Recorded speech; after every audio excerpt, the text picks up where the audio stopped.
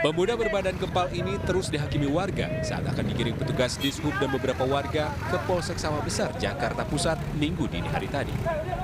Sejumlah warga yang masih geram terus memukuli dan menendang pelaku. Pemuda berinisial M ini juga sempat tumbang tersungkur di aspal jalan. Aksi main hakim sendiri ini bukan tanpa alasan. Lantaran pemuda tersebut diduga nekat menjamret telepon genggam milik seorang pejalan kaki di Jalan Imam Syafi'i, Lapangan Banteng, Jakarta Pusat. Pelaku yang mengendari sepeda motor ini mencoba kabur dengan melawan arah. Beruntung, sejumlah warga berhasil meringkusnya. Tadi kan ada bilang orang copet-copet saya kejar sini kan. Dari arah mana copet tadi, Pak? Dari sono. Dari Lapangan Banteng? Iya, Lapangan Banteng. Oh. Nah, lari lawan arah. Saya kan lihat, bener nggak nih copetnya? Bener, kata orang kan. Ya udah saya kejar, saya pegang. Ada yang nyabut kunci, saya nggak tahu siapa yang nyabut kunci. Udah itu. Terduga pelaku yang sudah tak mampu bertahan akhirnya benar-benar tumbang saat tiba di kantor polisi, hingga harus diseret warga memasuki ruang pemeriksaan. Dari Jakarta Pusat, Rani Sanjaya melaporkan. Pemirsa, warga di Penjaringan menangkap seorang pria yang diduga mencuri sepeda motor milik salah seorang warga. Diketahui pelaku ditangkap setelah sepeda motor curian yang dikendarainya menabrak tiang.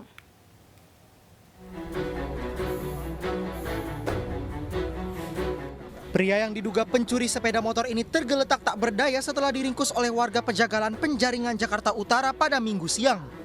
Polisi yang tiba di lokasi bergegas menyita sebuah tas milik pelaku yang di dalamnya berisi kunci letter T dan kartu identitas. Diketahui sebelumnya pelaku yang berjumlah 2 orang nekat beraksi siang hari dengan pura-pura mengopi sambil mengamati motor incarannya. Tidak lama kemudian salah seorang pelaku mencuri motor yang diincar namun terpergok oleh warga. Keduanya kemudian melarikan diri guna menghindari kejaran warga, tapi pelaku yang membawa kabur motor korban menabrak tiang hingga akhirnya tertangkap. Yang tukang kopi sih ya, dia ngopi berdua. Terus dia bawa motor kali, ada yang teriakin maling. Jadi pada ngejar semua, yang satunya nggak tahu kemana. Motornya udah sempat kambil berarti? Motornya udah keambil. Itu motornya tuh. Tadi ada tancepan kayak apa tahu? Dia pakai apa tahu? Oh, ada kunci kayak gitu ya? Pakai kayak besi. Guna proses lebih lanjut, pelaku yang tertangkap dibawa ke Mako-Polsek Metro Penjaringan untuk dimintai keterangan. Sedangkan satu pelaku lainnya yang berhasil meloloskan diri masih diburu polisi. Dari Jakarta, Vendra Kurniawan, iNews melaporkan. Sempat buron, petugas gabungan akhirnya meringkus pelaku penusukan terhadap ibu dan anak di Bekasi, Jawa Barat. Aksi pelaku sempat viral karena melancarkan aksinya menggunakan atribut polisi.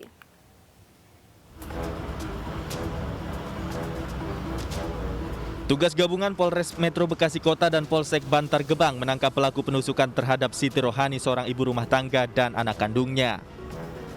Pelaku berhasil ditangkap dan saat ini tengah dilakukan penyidikan. Pelaku diketahui merupakan seorang warga sipil dengan modus menggunakan atribut kepolisian agar terlihat seolah sebagai polisi.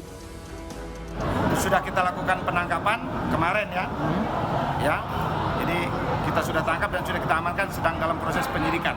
Pak, itu warga sipil atau memang warga sipil karena memang yang menggunakan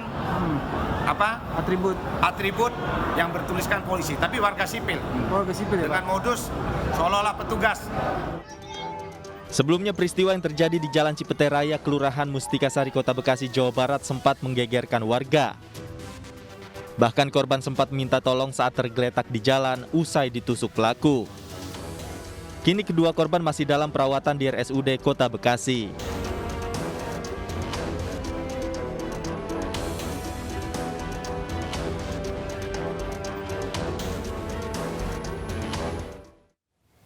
Pelaku penembakan pendeta di Deli Serdang, Sumatera Utara akhirnya ditangkap. Polisi menangkap pelaku di sebuah bengkel motor.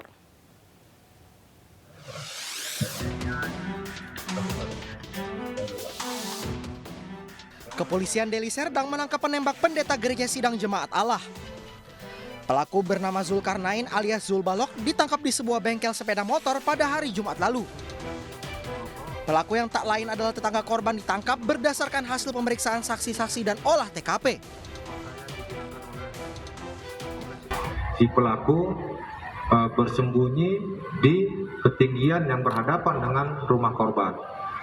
Sambil merokok, di situ pelaku mengamatin si korban. Nah, saat korban keluar dari rumah duduk di teras bersama istrinya, disinilah pelaku melakukan penembakannya dengan menggunakan senapan angin ke korban Pendeta Tambunan yang mengenai dada kiri, dada kanan. Peristiwa penembakan terjadi pada Senin 27 Juni lalu. Diduga pelaku dendam kepada korban. Atas perbuatannya pelaku dijerat dengan pasal pembunuhan berencana dengan hukuman penjara 20 tahun atau seumur hidup. Polisi kini masih menyelidiki apakah ada pelaku lainnya. Dari Deli Serdang, Sumatera Utara, Amiruddin, iNews melaporkan. Pemirsa, seorang anak muda warga Kosambi, Jakarta tenggelam di Kalijodo. Upaya pencarian korban terus dilakukan tim penyelamat. Tim penyelamat dari Sudin Gul Karmat, Sektor Penjaringan Jakarta Utara, mengerahkan 6 personil untuk mencari seorang pemuda yang tenggelam di Kalijodo, Penjaringan. Selain dengan perahu karet, 2 penyelam Basarnas juga dikerahkan untuk mencari korban. Menurut saksi mata, korban terjatuh ke dalam kali saat sedang bersantai di tanggul bersama rekan-rekannya. Jadi korban sedang duduk-duduk atau tiduran di pinggir-pinggir kali, tiba-tiba dia nyebur. Nah, kawannya itu mencoba untuk menyelamatkan, namun tidak berhasil, sehingga korban tenggelam. Hingga sore hari, korban belum ditemukan, sehingga pencarian akan dilanjutkan hari Senin. Dari Jakarta, Vendra Kurniawan melaporkan. Gelombang tinggi menerjang kawasan pesisir pantai bagian barat Kota Padang, Sumatera Barat. Gelombang tinggi juga terjadi di Pantai Pasir Putih, Cihara, Lebak, Banten.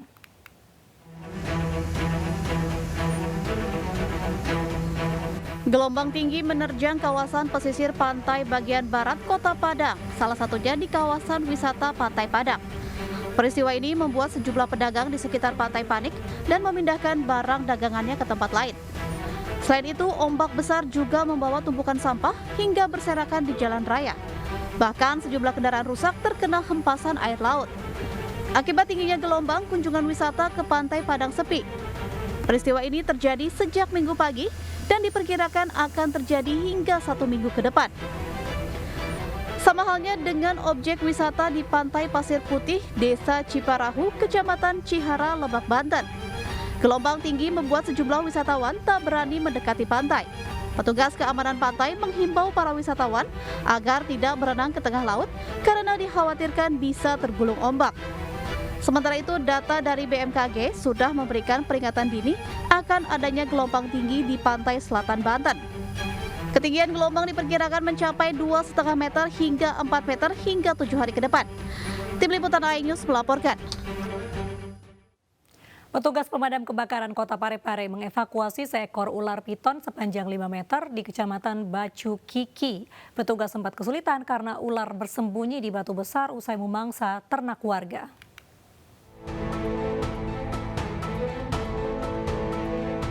Bersama warga, petugas pemadam kebakaran Kota Parepare mengevakuasi seekor ular piton sepanjang 5 meter yang bersembunyi di sebuah batu besar di Kecamatan Bacu Kiki, Kota Parepare, Sulawesi Selatan. Dengan alat seadanya, petugas mencoba mengeluarkan ular dari dalam batu.